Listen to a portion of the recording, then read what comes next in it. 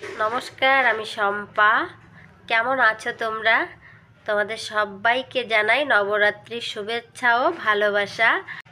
দিনটি ছিল মহালয়ার সন্ধ্যা।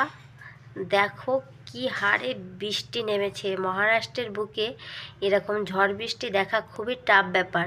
রাস্তায় জল পর্যন্ত জমে গেছে। আমি ভিডিওটা কাচের ভিতর দিয়ে করছি। কাচটা খোলার সঙ্গে খুব হারে শীষ আসছে। একে তো ঠান্ডা লেগেছে। যাই হোক,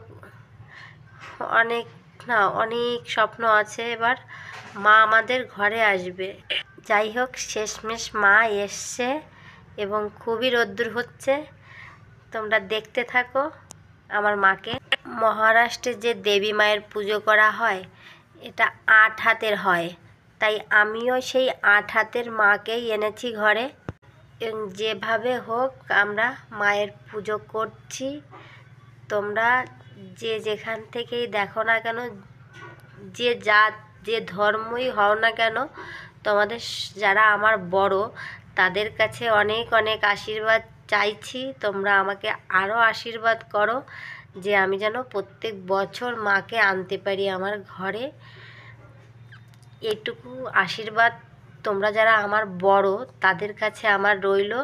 আর যারা ছোট তারা অনেক অনেক ভালোবাসা দিও। মাকে আমি যেভাবে হোক একটু ফল মিষ্টি দিয়ে আমি মাকে পুজো করতে পারি। মায়ের পুজোটা না অনেক স্বপ্ন, জানো তো। তোমাদের দাদা ভাই বলো, ছেলে বলো, ভাই বলো, যে যাই বলো না কেন, তারও অনেকটা স্বপ্ন।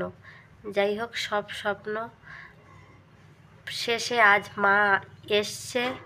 মার পায়ে দুটো ফুল দিতে পারছি, এতেই আমরা অনেকটা খুশি।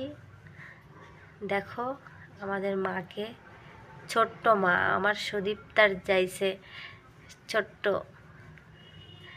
খুবই ভালো লাগছে আজ পুজো করতে।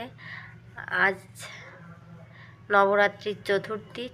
পুরো 9 দিন ধরে আমরা পুজো করব মায়ের পায়ে একটু ফুল দেব। যেভাবেই পারছি সেইভাবেই করার চেষ্টা করছি। কেমন হয়েছে আমাদের মাকে দেখতে তোমরা অবশ্যই কমেন্টে জানাবে। আর সবসময় একটা কথা থাকবে, সাবস্ক্রাইব করে ভালোবেসে আমার পাশে থাকবে। ভালো থেকো তোমরা সবাই, যে যেখানে থাকো। পুজো খুব মজা করো আর মাকে এক মন এক প্রাণ দিয়ে ডাকতে থাকো। ভালো থেকো, সুস্থ থেকো, টাটা।